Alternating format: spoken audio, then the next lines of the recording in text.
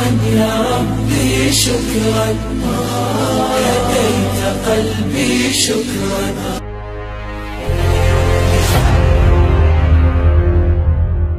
muslimiinta hilibkay cunaan balse maxay xayawaanka u gowracaan naxariis la'aan.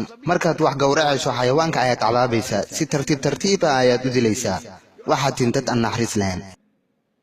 maalinba waxaa dooday nin muslim ah iyo nin siikh ah. hindiya waxaa ka jira dadka siikha ama sinsingaha ah.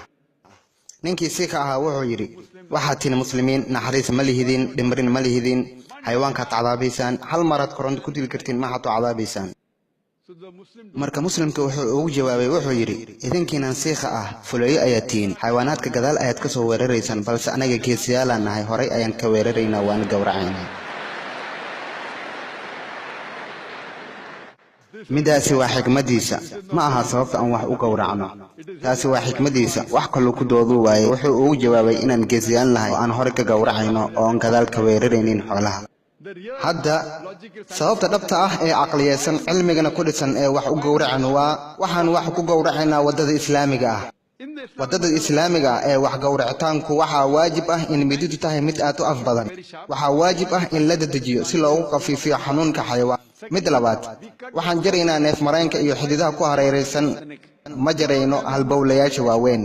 maxaa yeelay haddii ay dhibaato ka imaado halbowlayaasha waaweyn, seedaha la xiriira qalbiga way go'ayaan, markaasna waxaa imaanaya wadna istaag. isla sababtaa waajib ma aha inaan goyno halbowlayaasha.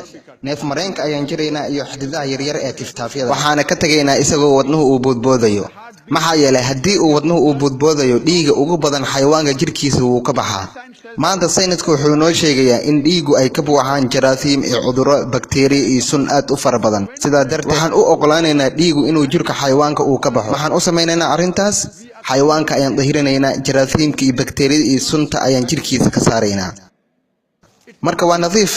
intaa waxaa dheer, xayawaanka lagu gowraco waddada islaamiga ah wuxuu ooli karaa isagoo fareesh ah muddo dheer marka la barbar dhigo xayawaanka korontada lagu dilo. maxaa yeelay nisbada dhiiga ee xayawaanku way yaraanaysaa, marka fareesh ayuu ahaanayaa muddo dheer. intaa waxaa dheer, dadka qaar faham qaldan ayay ka fahamsan yihiin waddada islaamiga ah ee wax lagu gowraco. waxayna u malaynayaan in xayawaanku uu dhimanayo isagoo xanuunsanayo. maanta saynisku wuxuu noo sheegayaa, marka aan wax gowracayno oo dhuuntan jirayno, waa neef mareenka iyo xididaha ka agdhow. isla seedka xididaha la xiriira maskaxda isagana wuu go'ayaa, waana xididka mas'uulka ah xayawaanka inuu xanuun dareemo. xayawaanku ma dhimanayo isagoo xanuun dareema, wuxuu ku dhimanayaa waddo nabadaysan. taa waxaa ka soo horjeeda kuwa korontada lagu dilo. xayawaanku badanaa wuxuu dhintaa saacado kadib.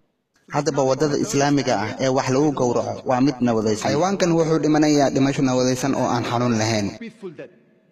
xayawaan wuu rafanayaa, balse ma aha sababta xanuunka, ee sababtu waa xubnihiisa ayaa mar isqabsanaya marna kalfidaya.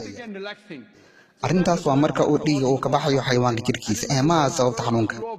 haddaba waddada islaamiga ah ee gowracitaanku waa mid uga caafimaadka badan, uguna xuquuq ilaalinta badan dhanka dilitaanka.